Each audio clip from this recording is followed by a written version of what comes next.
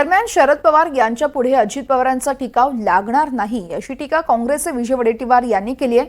यावरती छगन भुजबळ यांनी पलटवार केलाय। आपण पाहणार आहोत नेमकं काय म्हटलंय।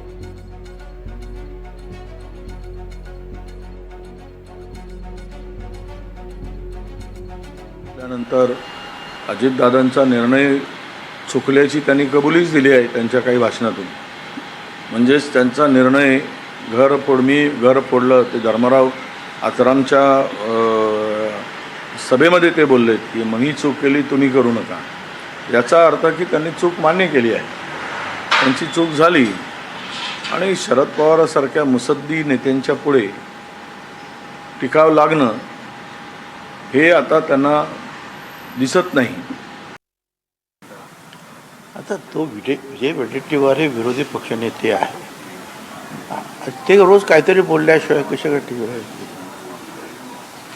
अजितदादाने जे आहे आणि तुम्हाला सांगतो अजितदादा निवडणूक लढवणार काय।